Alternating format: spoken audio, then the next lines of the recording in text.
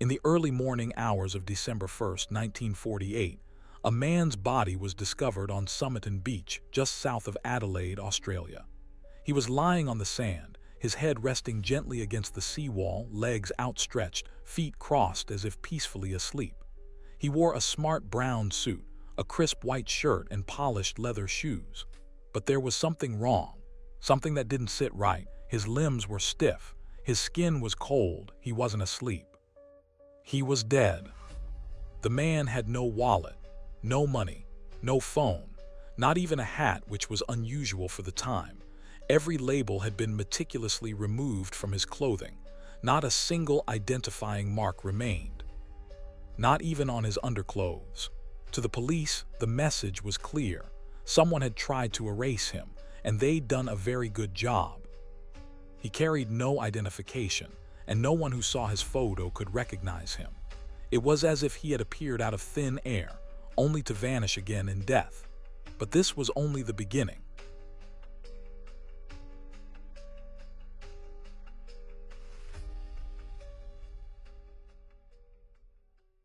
What began as a routine investigation would unfold into one of the strangest, most perplexing mysteries of the 20th century. A story that would involve code breaking, Cold War espionage, a mysterious woman with a secret past, and a book of Persian poetry that might, or might not hold the key to it all. To this day, no one knows for certain who the Somerton Man was, but we know this: someone did not want us to find out.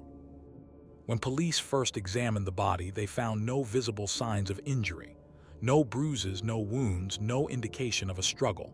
An autopsy revealed that his heart was in good condition, his organs healthy, except for one thing: his spleen was 3 times its normal size and his stomach was filled with blood. The medical examiner concluded that the man had been poisoned, but no trace of poison could be found in his system. Not cyanide, not arsenic, nothing. It was, as the coroner put it, not natural causes and not accidental. It was something else, something deliberate. But what? And more importantly, why?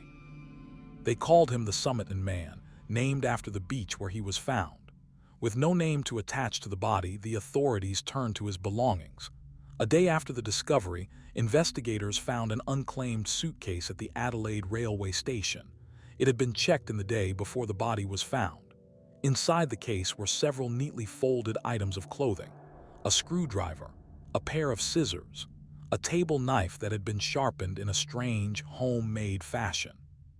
There was also thread not common in Australia, but identical to thread used to repair part of the dead man's trousers. There was no passport, no identification, but oddly enough, one of the few tags that hadn't been removed from the suitcase's contents bore the name T. Keane. Investigators were hopeful, but that hope would be short-lived. No missing person named Keane had been reported. And besides, if every other label had been cut out, why would that one be left behind? They began to suspect it was a red herring, a deliberate false lead. By now, the case was being covered heavily in the press. Images of the man's face were printed in newspapers across the country. But despite hundreds of tips and dozens of people coming forward, no one could say who he was. Not one person recognized him. No family came to claim the body. The mystery deepened. Several months later, the case took a bizarre and almost cinematic turn. A small scrap of paper was discovered hidden in a secret pocket of the man's trousers. It had been rolled tightly, almost like a tiny scroll, and carefully tucked away. On it were 2 words that have become infamous in the world of true crime: Tamam Shud. They were Persian, a phrase meaning "it is ended" or "finished." The paper appeared to have been torn from a book, specifically from the final page of a rare edition of the Rubaiyat of Omar Khayyam, a collection of deeply philosophical verses written in the 11th century by a Persian poet. Verses about fate, mortality, and the fleeting nature of life. Police issued a public appeal, asking for anyone who might have the original book from which the scrap had been torn. Weeks later, a man from Glenelg, just a few hundred meters from where the body had been found, came forward. He claimed that someone had tossed a book into the backseat of his unlocked car, parked near the beach months earlier. He hadn't thought much of it until he saw the police notice. The book he brought in was indeed a copy of the Rubaiyat, and the final page had been ripped out, in a way that matched exactly with the torn scrap found in the Somerton Man's pocket. The mystery wasn't over, it was only getting stranger. Inside the book, investigators found something even more unusual. Faintly written in pencil were several lines of what appeared to be a code, 5 lines, made up of seemingly random letters. The second line had been crossed out, and the last line ended with an X. Analysts believed it was some form of cipher, a hidden message. But decades of cryptographic study, including input from top British and Australian codebreakers, have never been able to crack it. Even today, the meaning of those letters remains a mystery. Also in the book was a phone number. It belonged to a woman named Jessica Thompson, who lived just blocks away from Somerton Beach. She was a nurse, and according to police, visibly shaken when they questioned her about the case. She denied knowing the man, but when they showed her a plaster cast of the body's face since he had already been buried, she appeared to faint. The officer who witnessed it later said her reaction was not that of a stranger seeing a dead man. It was the reaction of someone who knew exactly who he was. Jessica Thompson, sometimes called Jestin, had given a copy of the Rubaiyat to a man years earlier, though she insisted it was someone else. Her handwriting was found to match an inscription in the book, but she remained evasive, unwilling to cooperate further. For a while, that was where the trail ended. The Somerton Man was buried in a quiet cemetery under a stone that read simply, "Here lies the unknown man who was found at Somerton Beach." His secrets, it seemed, had gone with him to the grave. But decades later, interest in the case reignited. Internet sleuths, amateur codebreakers, and retired detectives began reopening the files, poring over photographs, medical reports, and letters. Among them was Professor Derek Abbott of the University of Adelaide. What began as a casual interest soon became an obsession. Abbott wanted answers, and he wasn't alone. He focused his attention on Jessica Thompson, who had passed away in 2007, and her son, Robin. There were rumors that Robin had a rare condition called hypodontia, in which certain teeth never form. This condition matched the dental records of the Somerton Man. Even more compelling, Robin was a dancer, and his build matched closely with that of the dead man. Abbott began to suspect that the Somerton Man might have been Robin's biological father.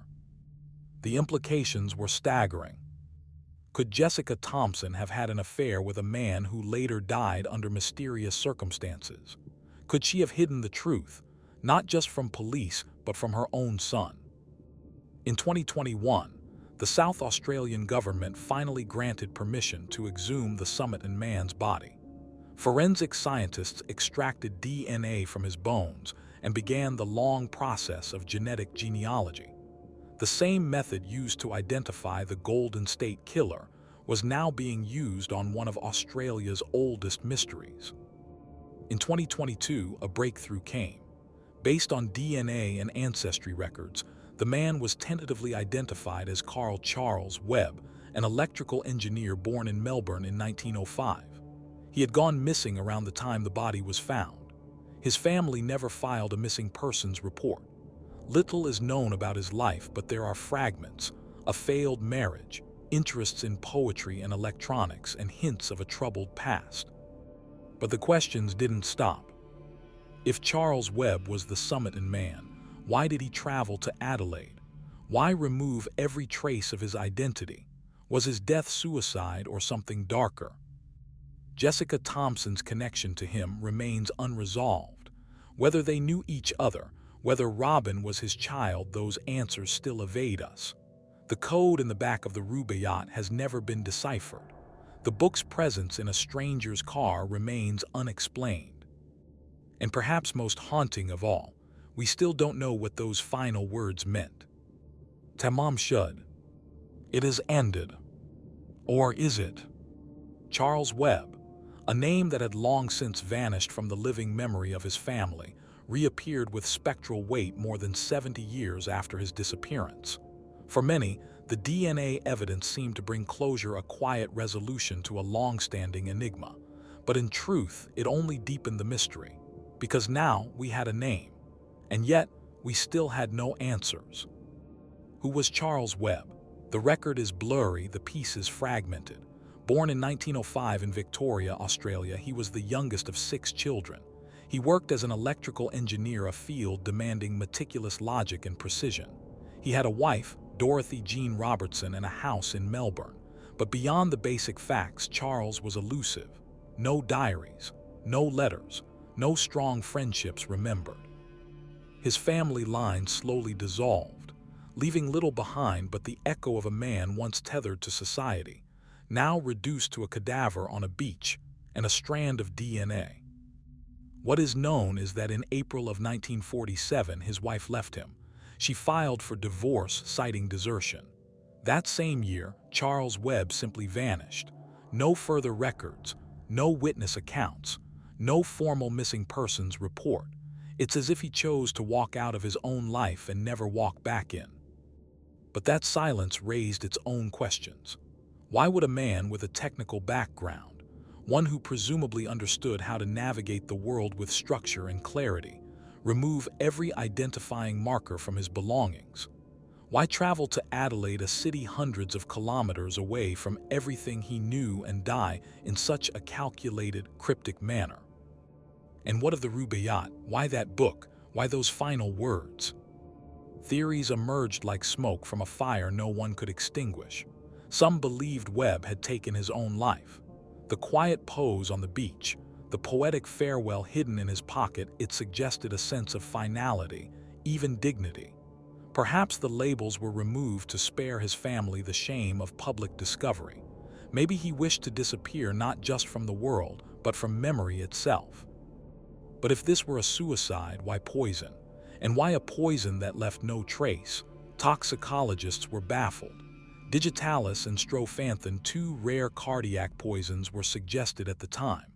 Both could cause the kind of internal hemorrhaging found during the autopsy. Both would be hard to detect in 1948, but neither could be confirmed. The absence of vomit, frothing, or convulsions was unusual for such substances. It was as if he had simply laid down, folded his hands in rest, and drifted into stillness. No struggle, no sign of distress, just silence. And then there was the cipher. To this day, no one has decrypted the code found in the back of the book. Some experts argue it may not be a cipher at all, but simply a string of initialisms, abbreviated phrases only meaningful to Webb himself. Others insist it's a one-time pad code, perhaps linked to military operations or intelligence work. But if that were the case, why would it be left behind, scribbled in faint pencil in a book tossed into a stranger's car? Was it intentional or accidental, a slip-up, or a carefully designed breadcrumb? The code's true purpose remains locked away, a linguistic tombstone carved in letters no one can read. And then, of course, there is Jessica Thompson.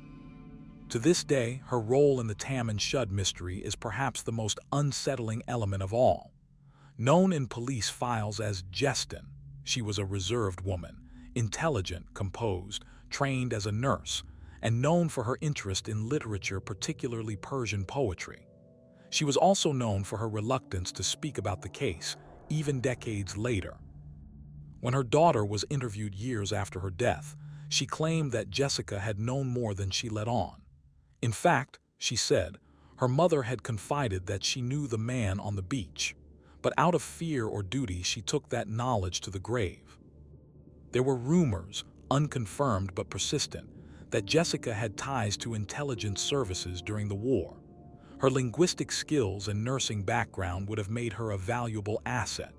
Some theorists suggest she may have been a courier or code specialist.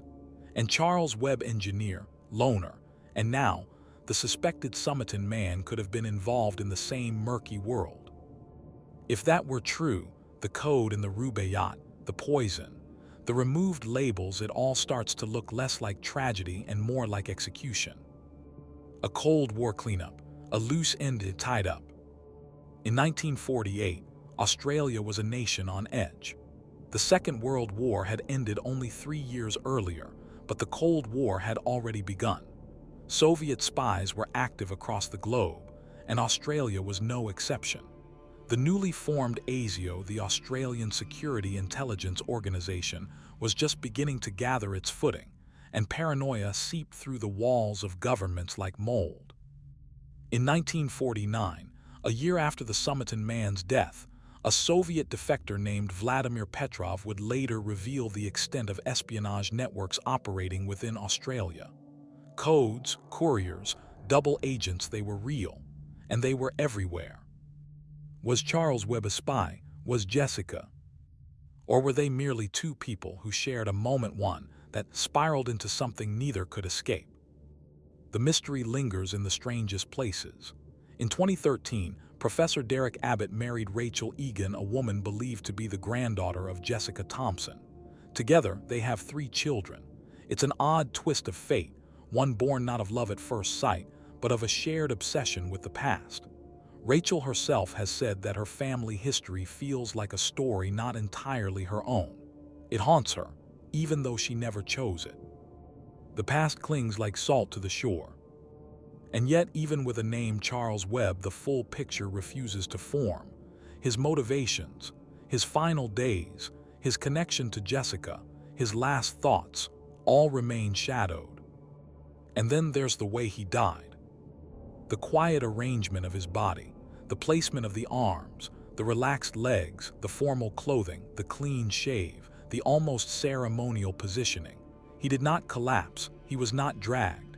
It appears, at least to some, that he was posed, that someone took care to make it look peaceful, to ensure there was no sign of a struggle. Was it respect or erasure? Was he a man choosing his ending, crafting it like a final stanza? Or was he a target silenced, scrubbed, and left as a warning or a riddle? In literature, the Rubaiyat of Omar Khayyam is often interpreted as a meditation on the futility of trying to control fate.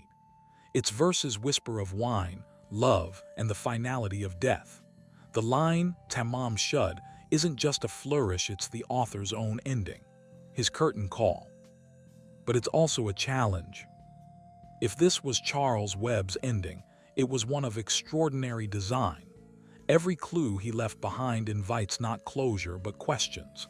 Every step he took from Melbourne to Adelaide, from life to death, seems to have been done with care. And yet, that very care breeds suspicion. We do not know what he believed. We do not know why he left. We only know how he was found. And it's that stillness, that perfection, that keeps us coming back. The beach, the book, the body. The words, Tamam Shud. We are drawn to mysteries not because they promise answers, but because they refuse to give them. The Tamam Shud case remains one of the most enduring enigmas of the 20th century, not merely because of what we know, but because of what we will likely never know, and what we may have only imagined. When the story first broke in 1948, Australians were fascinated, but the world did not yet understand what had truly washed ashore. It was more than a man, more than a poem, more than a dead body in a nice suit. It was a cipher of the century, an unsolvable equation whose solution had been swallowed by time and silence. And as the years went on, so did the theories. Some were grounded in science and psychology. Others wandered into stranger territory.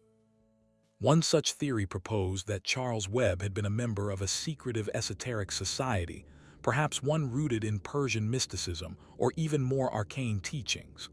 Why else, some asked, would the Rubaiyat, a 1,000-year-old work of philosophical poetry, appear twice in this case, once in his pocket, and once, bizarrely, in a car that just so happened to be parked near where his body was found? Was it a calling card, a shared reference between members of a forgotten circle? Or was it coincidence layered upon coincidence? The Rubaiyat itself is a curious choice. Though written by the Persian polymath Omar Khayyam in the 11th century, it gained notoriety in the English-speaking world through Edward Fitzgerald's 1859 translation. The poem does not speak of violence or espionage. Instead, it contemplates the fragility of life, the passage of time, the inexorability of death.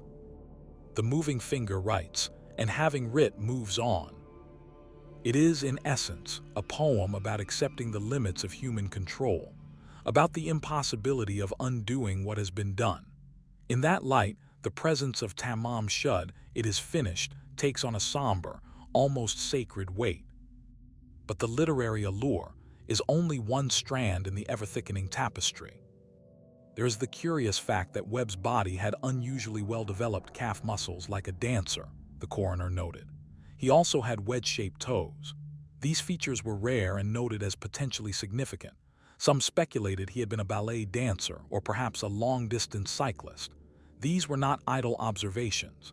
In the world of spies and covert operations, physical discipline is a useful trait. Dancers and athletes make agile couriers, capable of evasion, endurance, precision. There was also his dental work, or lack thereof. Webb had no dental records found anywhere in Australia, which was uncommon at the time. This led some to speculate he had not been a regular part of the healthcare system, perhaps a drifter, perhaps someone deliberately avoiding documentation, or perhaps someone whose records had been removed. And then there's the suitcase. Discovered at Adelaide railway station a few weeks after his death, it was believed to belong to the Somerton Man. Inside, police found clothes with their labels torn off, tools, an electrician's screwdriver, scissors cut in a strange, sharp pattern. One of the most curious items was a stencil brush, often used to mark cargo, especially naval equipment. This led to theories that he may have worked on merchant ships or in military logistics. It also raised suspicions of espionage once again. During wartime and the early Cold War, sabotage and covert operations were real and frequently cloaked in everyday tools.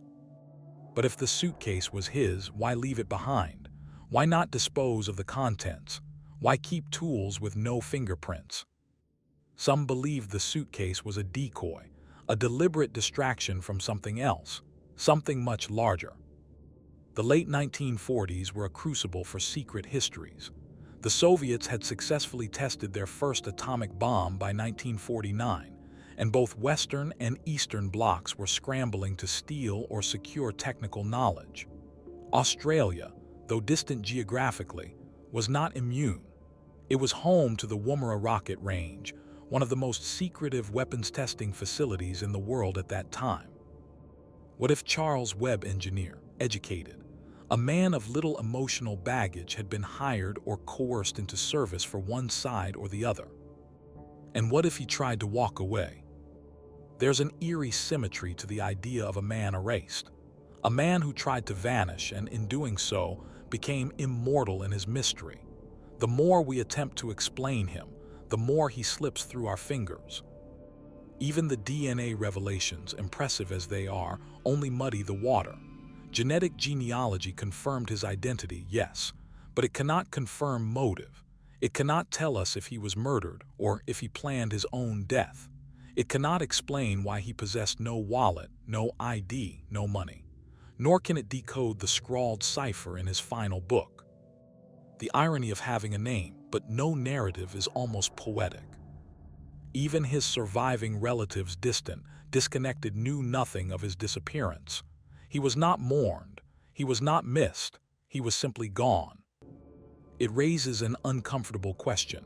How many people have vanished just like him, without headlines, without code, without poetry? The world remembers the Somerton Man not because of who he was, but because he made us wonder. Because his death reads like a riddle composed by someone with an affinity for ambiguity. Because we still can't decide if we're looking at a suicide, a spy drama, or the carefully curated final act of a man who wanted the last word even in death. There's a peculiar detail often overlooked in retellings of the story: the train ticket found in his pocket. It was a one-way fare from Adelaide to Henley Beach, unused. Why purchase it? Why not travel? Was he meant to go there? Was someone meant to meet him?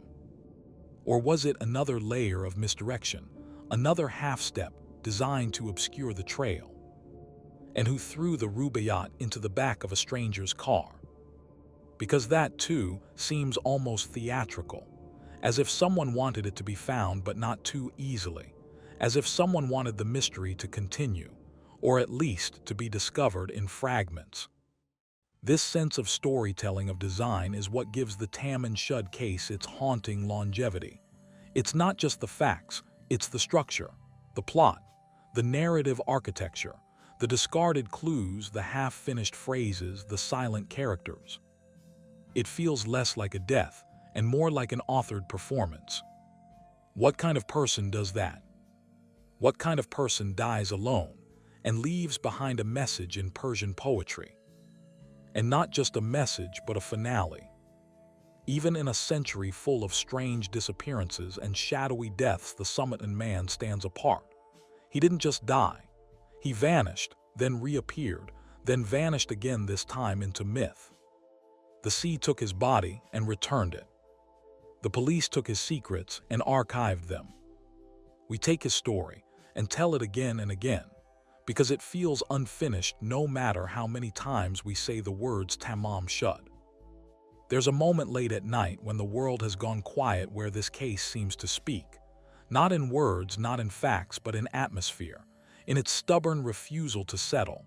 Like the wind whispering across Somerton Beach, it's not the kind of mystery that shouts. It breathes, it waits, it lingers.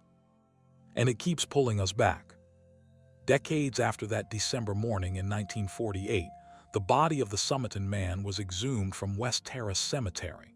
He had been buried under a simple headstone, paid for by the government, inscribed only with the words, "Here lies the unknown man found at Somerton Beach." But in 2021, after more than 70 years of speculation, DNA technology had advanced enough to warrant a new look. The forensic team removed the remains with surgical care. Bits of bone, remnants of hair, fragments of enamel, all the delicate leftovers time permits. These were handed over to modern science, and through the slow unraveling of genetic genealogy, they gave him back his name, Charles Webb. But strangely, when the identity was revealed, the silence grew louder. The name didn't solve the case. It cracked the surface, and beneath it, still darkness, still sand.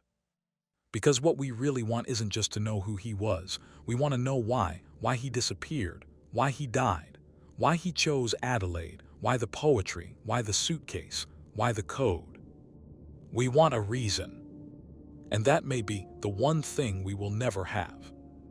The case now lives at the crossroads of history and legend, where memory meets myth. It has inspired novels, documentaries, YouTube videos like this one, endless Reddit threads, and armchair detectives from every corner of the world. It has become, in a way, an accidental work of art, a story sculpted by time and curiosity, sharpened by doubt and coincidence. It draws comparisons to other great unsolved cases.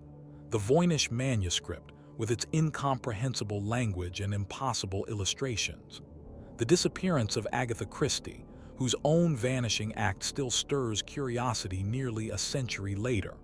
Or the identity of Jack the Ripper, another enigma cloaked in darkness, surrounded by theories, haunted by silence.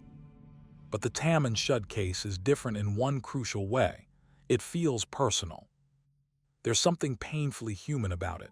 A man, alone, well-dressed, dead on a beach. No scars, no ID, just a book, just a line, it is finished. You can almost picture it, the waves rolling in, the early morning air, a young couple walking their dog, the sudden shape in the sand, a head slumped gently against the seawall. He could have been anyone. And maybe that's why we care so much. Because he was someone. And he was forgotten. The final chapter of this story may never be written. Maybe that's by design. Maybe the last pages were torn out long ago. Or maybe they never existed at all. But here's what we do know. Charles Webb was born, he lived, he disappeared, and the world noticed just a little too late. In the end, the Tamam Shud case leaves us with a mirror more than a map. It doesn't guide us to a destination. It reflects who we are, how we hunger for meaning, how we chase ghosts across decades, how we try again and again to impose structure on the chaos of human life, and how, again and again, life resists. But maybe that's the point. Maybe the Somerton Man didn't want to be found. Or maybe he wanted to be remembered. Either way, he succeeded.